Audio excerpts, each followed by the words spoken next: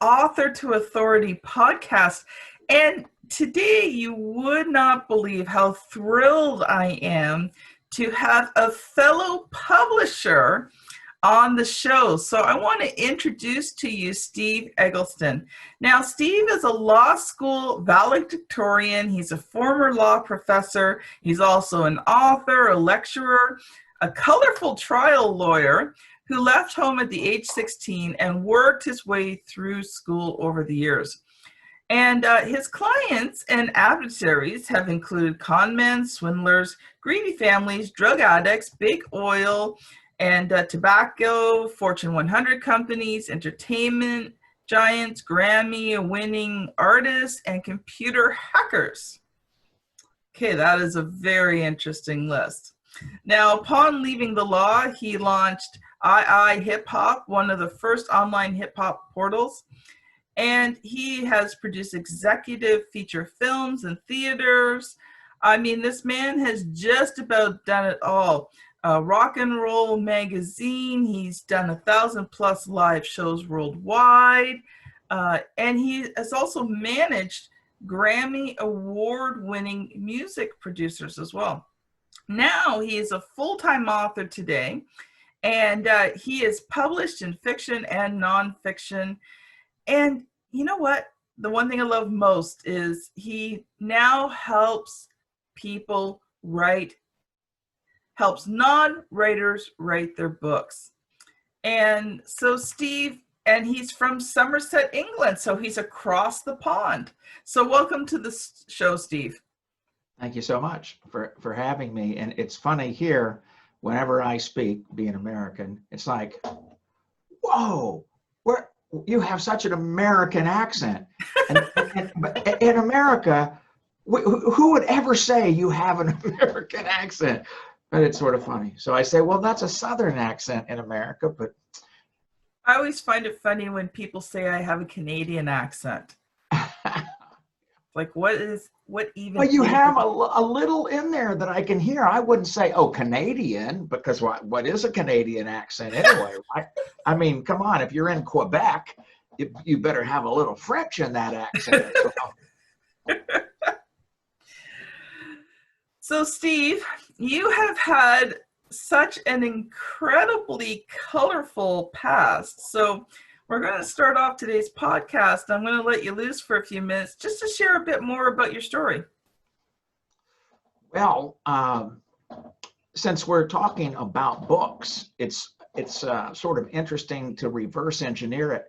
When I was younger, I won't give my current age because I might lose half your audience if I do that. My father did fly B-52s during the Cuban Missile Crisis, and I was alive, so you could probably narrow that down. But be that as it may, it used to be, and I'm sure you'll remember this, not too long ago, before Amazon, you had to have an agent and yes, you had to have a publisher. If you lacked either or, you were writing a personal diary. That's really it. I mean, you couldn't publish a book under your name or any other name. Today, fast forward to 2020, I have a ghostwriting business. It's not really even a ghostwriting business. It's a collaborative writing business because half the books, I grabbed a pile of them.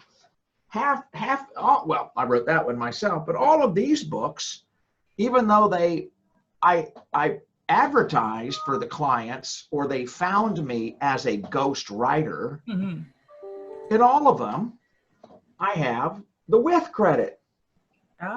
So today we have the era of the with credit, which means that even though you're hired to write somebody else's book, even though you're paid to write that book, you end up with your name on the cover, unless the person is a celebrity. And I've done a bunch of celebrity books, in which case they just don't want any distraction by a ghostwriter. Several reasons for that. One reason is you could do something horrible that they don't know about or that happens later, and then it affects their brand. So that's one reason. It used to be that you wanted to give the impression that the person, say Donald Trump, wrote his own book.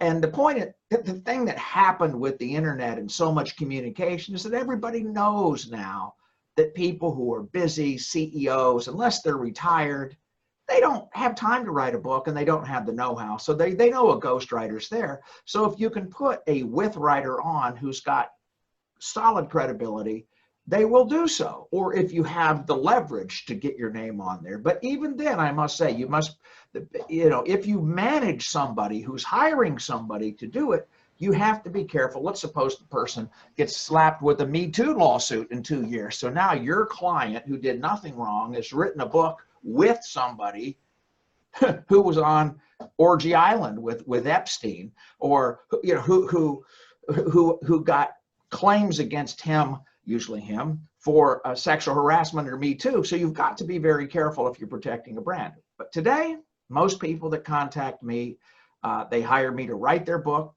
They're very happy to have my name go on there as a with, and so I can show the books around. And the thing that's really exciting is that my wife and I just launched a film company called Hummingbird Motion Pictures. It's a registered British company now. Nice. And we did it. And it was lovely because we met over hummingbirds 20 years ago, a different story for a different podcast. But that's the reason I'm in England. But I now take certain of the books that I with write and we move them over to the motion picture company, and we try to launch and do motion pictures with them. So it's quite exciting today. Now, who could do that as a ghostwriter 20 years ago? And the answer to that question is zero. But today, you can not only write books as a ghostwriter, as a with writer, you can option those books when you're done, and you can do an independent motion picture or find a good producer to go with you and take it to Netflix or Amazon Prime, because they might just buy that and fund that picture. Yeah. So that's sort of my story today. There's always baubles and side bits to it, but that's the fundamental midsection of it. So I guess the biggest question I've got for you, because you were like this lawyer that represented some pretty incredible people. How did you go from being a lawyer to a ghostwriter? Well, that's a very interesting question. There's the famous line, probably misquoted by many and myself too, but in To Kill a Mockingbird, where it's something like, lawyers were once children too, I think is the quote. And you're something before you become a lawyer. And before I was a lawyer, I was into the music scene, and I loved movies, and I loved how movies were made. So it was sort of always part, in my pocket somewhere. There was that place that Robert Frost, you come to that fork in the road thing, and I could have gone to Florida and stayed in the band, or I could have gone with my parents to California and go to law school. And at that age, it was basically, we'll disown you if you don't come with us and go to law school. Well, not quite that bad. It was a little better than that. But so I did. And then I did well. And I did well in law school, not necessarily because I was smarter than anybody, because I was not. There were definitely people smarter. But I graduated #1 in my class because in my senior year in high school, when all the guys on the wrestling team and the football team and all that stuff that I did took wood shop, I had my eye on this one girl who was taking typing. So I took typing when I was 17 years old, the last semester of my high school, and that ability put me in a class of 50 in law school as one of 3 people who typed. And the difference between writing in blue books when no one can read half of what you're writing, and I write big and fast, and it's like, what did I just say? I couldn't even read it to finish the analysis. When I started typing, I was a fast typer. I jumped right to the top of the class. So it's like, so so now you got a typewriter. A lot of the people around you aren't typing unless it's a secretary. They're a secretary. And so I started doing a lot of writing because I could type. Whereas, otherwise you're writing it out by hand. You're dictating it into the old, you used to have that handheld with the little mini tapes, and then you give it to a secretary, but they weren't going to do your book. So I could type and work on things at home. And I got an opportunity to do a law book, employment law in California, it's still published to this day, when my then wife's father, who was an employment law guru with all these books, just couldn't take on another book. So they hired us to do it. That became my first book. Now, once you do a book, you realize you can do a book. Because before that, you just think, I'm never going to write a book in my life. And I knew I could write a book. So as life went on and I got involved in the theater business and the motion picture business, I wrote plays. I started writing scripts. I took a class from this fellow, James D'Alessandro in San Francisco, who was absolutely phenomenal. And then I eventually left law and was hired as COO of a motion picture company. I had a transitional case where I represented a guy that we were suing Sony, and he became my best friend. And so we finished that case off and took the money, and I went into this motion picture company. And then I'm writing scripts and starting and working on a book that I had started, which is this book, Conflicted. Took me like 7 years to write that book originally. And sort of like once you've written a book that took 7 years, it's like you're not going to just say, well, I'm done with that. But here's the problem. If you're a lawyer in California or wherever, it's like living in the Middle Ages. You can only practice in that state. Well, the internet and globalism has really changed everything. So, and the idea in America that you're licensed to practice in one state is really stupid feudalism in my view. So, but it stuck me into California. If I'm going to do that, I got to stay in California. I cannot get married to the lady I'm now married to because she's a very active person in Britain, and you can't do both. I can't move to England and practice law. So eventually I was able to get out of all the law stuff, move into motion pictures, move into music, and do writing on the side. And now with Amazon, add Amazon now back into the picture, you can be in business and help people write books who don't need agents, who don't need publishers, and want to tell their story, right? Maya Angelou, what's it, there's nothing greater than the pain you have inside you of an untold story, or whatever that one is, So there is how I got from being a lawyer to being a ghostwriter. It's that combination of about 4 or 5 key factors that, catapulted me here, if you will. It's funny, you talk about writing things out first. When I first started doing blog posts, because that's how I started writing, I would write everything out by hand because I just hated typing. And then afterwards I would sit and because I never learned how to type, so I type it out. And then after a while I realized I was making my process a whole lot longer. Yeah, it's so I figured I still write out sometimes though. I'll bet you do too. Every once in a while, the mind and hand work better than the fingers and the mind. Well, you should see my wall and desk. They're just covered in handwritten notes. Because yes, I do prefer, actually, one thing I want to get, okay, and it's not practical. This is when we have a ton of extra money toy, is one of those tablets where you write and it automatically puts it into type for you. Yes, what's that called? Oh, there's a few of them available. I can't remember, but I'm like, that would be my toy. That would be my toy. Like, I can't, I'd probably use it, but it was kind of like, oh, I just like to have it. Yeah, well, yeah, see, that I'm like, I do have those desires myself for these tech toys.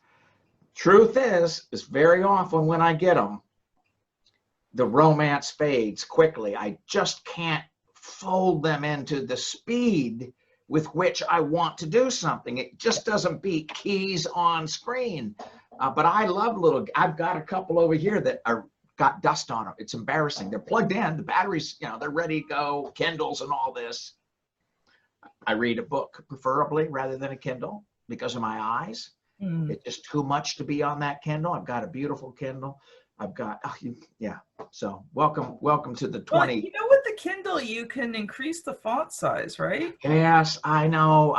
Even then, it just seems like my eyes are hurting when I use it. And I don't know if I've got it in my head that way, so I'm bringing a bias to it, but I just can't look. I'm in the screen. I'll tell you how much I'm in the screen. I use Grammarly. Now I just use it as a quick column tool, right? Yeah, Half the time you can't go by it, but it fixes, you're in British and American English like I am a lot. It's very helpful to have it there. The Brits are always substituting an S for a Z or two L's instead of one, and the A-E-O, they're always got an extra O in there for encyclopedia and stuff. And then just in general, it's a good catch. For the 46th straight week, am in the top 1 percentile of production and unique words for all Grammarly users on planet Earth.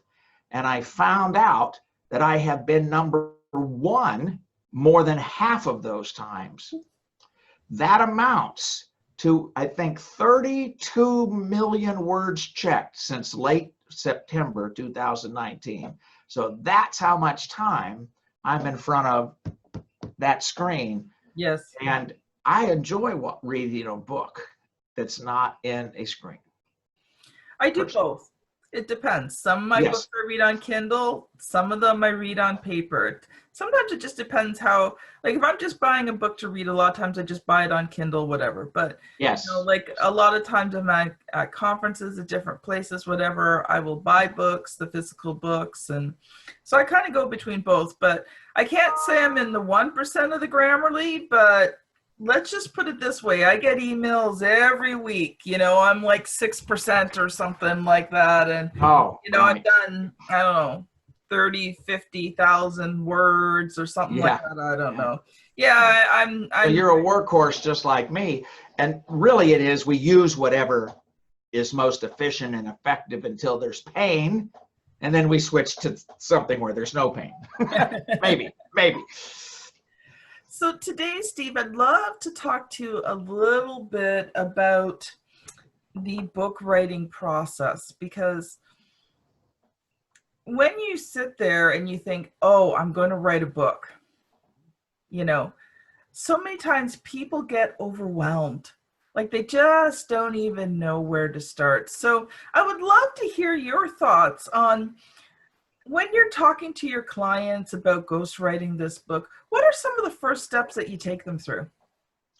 Well, there's a fairly formulaic approach that I take. And as with all formulas, once you are adept at the formula, you can, vary and come back to it. So the formula that I use is, first of all, I'm always contacted on a contact page. 90% of the time, because either my Google ads or my website contact page, which by the way, both are essential, at least the contact page, if you're going to be a paid ghostwriter. That's how you get your business. So it'll come to me and they'll describe what their story is about. So I got a sense of it coming in. Is it a memoir? Is it a how-to? Do they want to talk about the environment? Is it an injustice from a legal case? I get typically a lot of just what I described.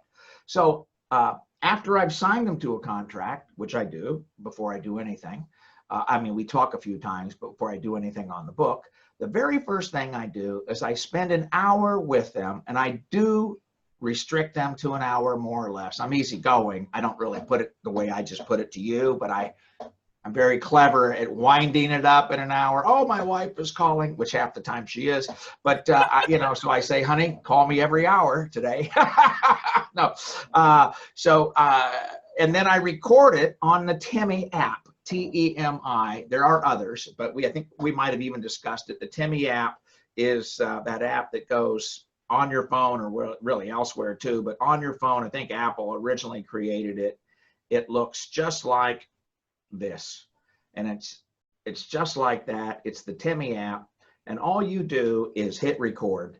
place that phone down, in the direction of whatever speaker you got, and it will record the conversation. When it's done, it translates it for you for a small fee. You download that in Word. If you're me, you probably print it, that first thing. But not necessarily, but I sometimes just like to get out of the office and go sit and have a coffee, and I'll read that initial part. Now, what I'm going to do with that is I'm going to create a chapter outline, because I like them to give me their story in an hour or less so that I know the whole story. I really need to know where it starts and where it ends, what they're trying to do as best they can. Then I create, say, 50. Now, when we contract, it's sort of a weird a priori kind of thing, which comes first, the chicken or the egg. You're contracted around a page number typically, or a word count, 70,000 words, 80, 90. It's a really important difference. Is it going to be a $40,000 sort of novelette or a short book? Is it going to be 70 to 80,000? Yeah. So, so that's important because that determines the number of chapters. But let's just say it's a regular book and you're going to have 3,000 words per chapter. Alexa, what is 70,000 divided by 15? 70,000 divided by 15 is 4,666.6667. That means if I have 15 chapters and I want to reach 70,000 words, I'm going to need 4,500 word chapters. That's a big chapter, to be honest. Today, the way, if you're like Patterson is this, he's got half sentence paragraphs, but it's quick and fast, and whether you like it or not, you're certainly not going to get bored. He moves you from one end of the train to the other, out the train, off the ramp, into the field, and you're using the restroom while running and having a conversation and dodging bullets or shooting somebody. You're always on the move. So depending on what find with our clients, average chapter is 2,500 to 4,000 words. 4,000 words is high, usually 2,500 to 3,500. So there you go. So Alexa, what is 70,000 divided by 2,500?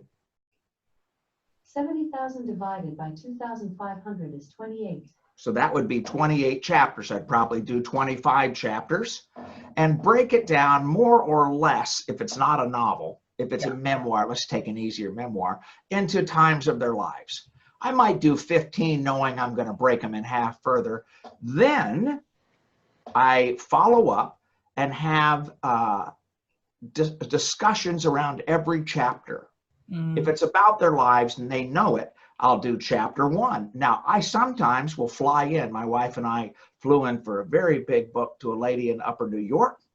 We sat there for 3 days on and off. We also did some looking around at places and took pictures and such because it's a historical mystery kind of book.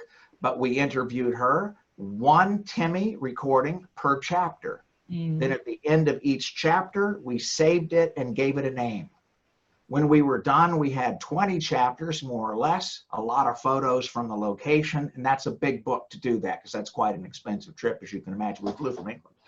And it is a big book. And she had been working on it 15 years to get to the point where she was. So there was a lot of material. But then my contract breaks books into typically 7 parts.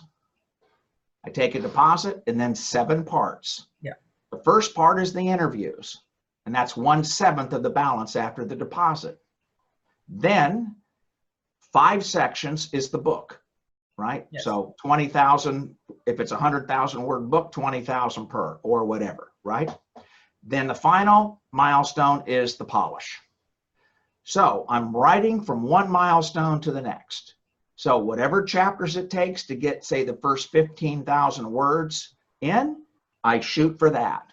And that way also, I don't get worried because I've interviewed the client for the whole book, and I've also done research, and my wife might have done some research and helped organize it. So when I get to that first milestone, that sets the tone for the whole book. Well, how do I find the tone for the book? I call it Bend It Like Beckham. It's a sort of a silly kind of comparison, but what it is I ask the subject author to tell me what 2 books they most want their book stylistically to feel like. A lot of people who want books don't read that many books. So that is sometimes a bit of an effort to get them to find it, because they don't know what their written voice will look like. And the last thing you want to do is put all this effort into it, impose your own style. I'm a Truman Capote style writer, narrative nonfiction, a bit literary. I got to be careful with that, because if they want a James Patterson, I've just got to make that adjustment early on. Big difference in those two styles, right? So I want to know. So a lady just told me, for example, that she wants her book to sound like something in between Girl Interrupted and a book about Ashland, Kentucky that she found and shared with me. Well, they're quite different, but I got the point in terms of sentence structure, voice, style, sarcasm. I see what she's going for. She wants a little darkness from Girl Interrupted, and she wants the mystery of the other book, which really sort of doesn't answer the question, the mystery part, but I got a sense of it. So I'll do that very first milestone, get it to her, or whoever the author is, and that's the important one. I say, this book is going to sound like this unless you tell me now. Yeah. Then we get all that worked out. And I have to say, sometimes either one or both of us will just, it's just not right. But I won't goof around. I mean, I don't like rewrite it 6 times and give it to them. I do it, give it to them. No writing blocks for me. I mean, I make sure it's good. I edit it 10 times, you know, when I'm writing it. But I mean, I don't second guess myself, because if I did, then you get paralyzed. Yeah. You get writer's block. You get all that. I don't worry about any of that, because it's going to change 100 times. I've thrown out first milestones completely.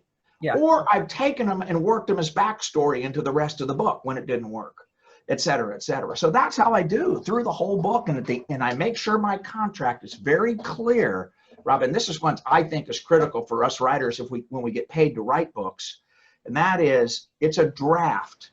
It will not read like something you pick up off the airport bookshop shelf. It won't. It might, but it probably won't, because it's just a draft.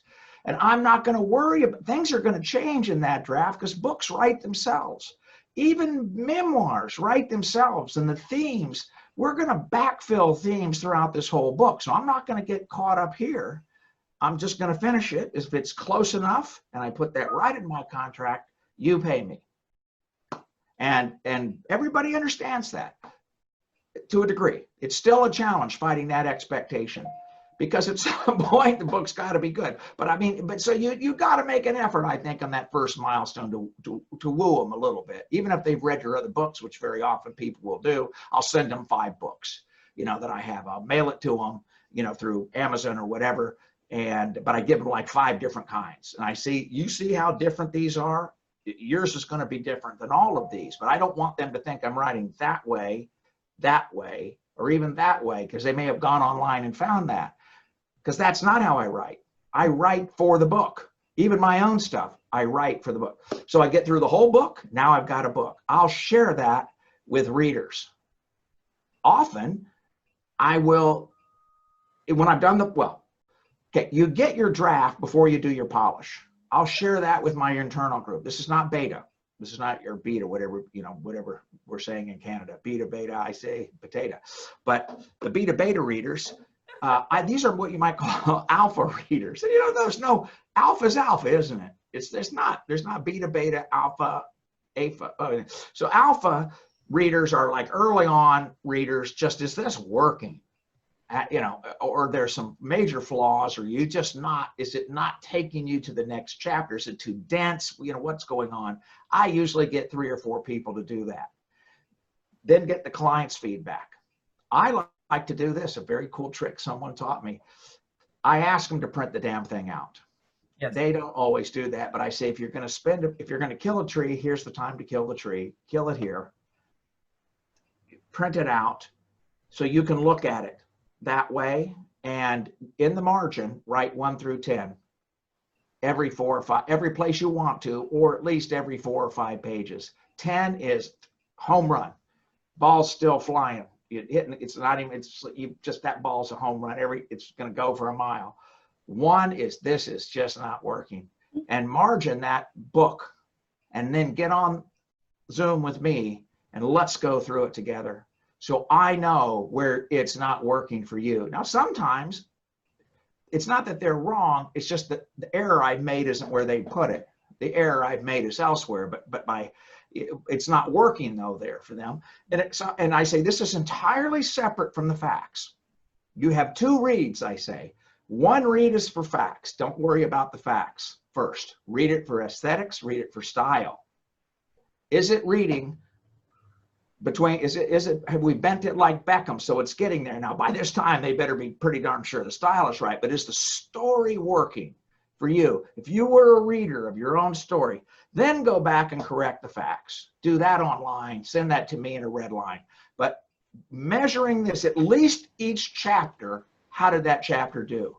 Because if I can make that chapter better, I will focus on all the under fives right away and try to fix those. I don't get too many, but I sometimes, the moment I have somebody hovering at 5, I say, don't worry, I'm giving myself a 1. And then I go back and you truly do realize what happened, and it's just not working. You can feel it now that you've focused on it, right? So then I get all those notes and I go through and I finish the book. Book finished. I then ideally do 2 things before I give it back to my person, okay? Because I'm still going to change it more if they want it, but I share it with my beta readers. Yes. My quick and fast beta readers, not the ones that take 3 weeks, not strangers, but just people who are going to say, Steve, are you going to embarrass yourself, or have you just totally like screwed something up here? Yeah. And in terms of whatever, because I do a lot of different kinds of books and you just never know. And then I might even have, I might even have an editor do it, because I'm sure you've experienced this. People find silly little mistakes or errors and they just lose it. Yeah. And it's like, that is nothing. None of that's going to survive, but they you can't spell my name right. It's like, your name is irrelevant.